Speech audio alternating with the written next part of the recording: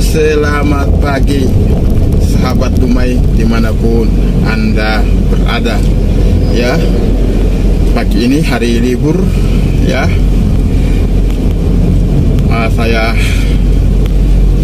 jalan-jalan di tepi pantai ini ya, pantai Kalaki Beach ya, adalah pantai yang berada di Kabupaten Bima, Provinsi Nusa Tenggara Barat ya.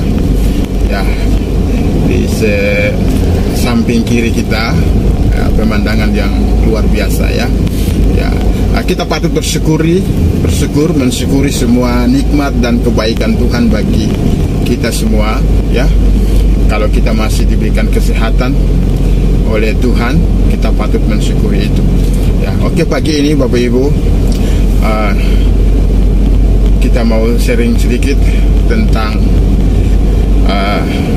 dalam hidup ini ya, ada yang namanya bagiannya Tuhan yang harus Tuhan lakukan dalam kehidupan kita, dan ada juga yang namanya bagian kita yang merupakan tanggung jawab kita yang harus kita lakukan juga dalam kehidupan kita ya.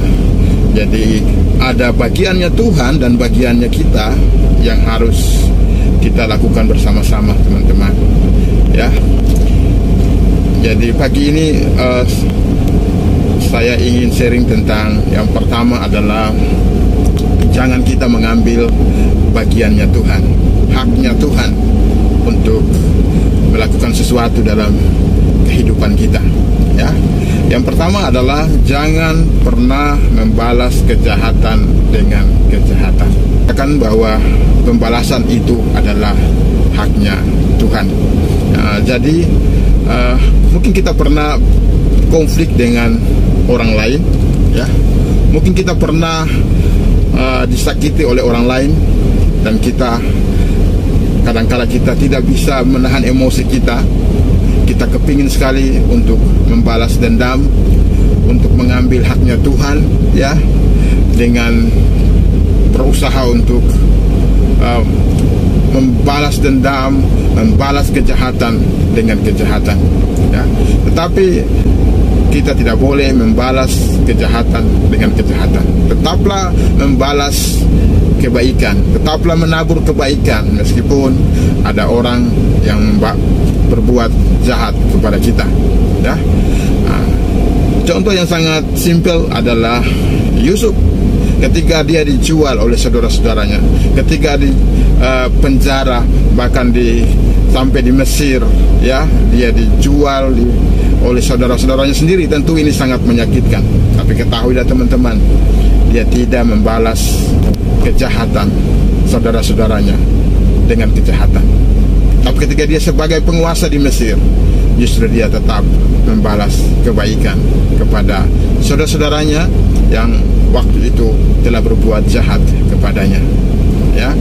Ada juga tentang Daud, Raja Daud ya, dia dikejar-kejar oleh Raja Saul, karena Saul cemburu bahwa Daud pasti akan menjadi raja menggantikan dia, sehingga dia sangat merasa tersaingi, dan dia sangat marah, dan dia ingin mencabut nyawa Daud teman-teman ya.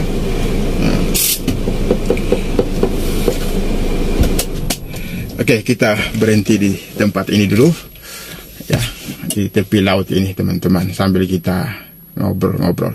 Jadi kita belajar dari kisah Daud ya, bagaimana dia tetap membalas kejahatan.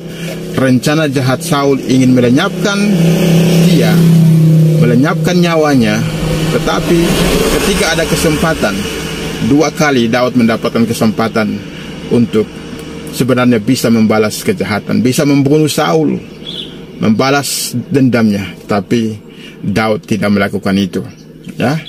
Daud mengatakan bahwa dia tidak akan menjamah Saul, sebab Saul adalah orang yang telah diurapi oleh Tuhan.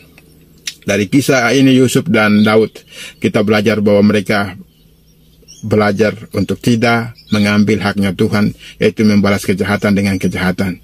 Tapi mereka tetap menabur kebaikan meskipun musuh-musuh mereka ya telah berbuat jahat kepada mereka.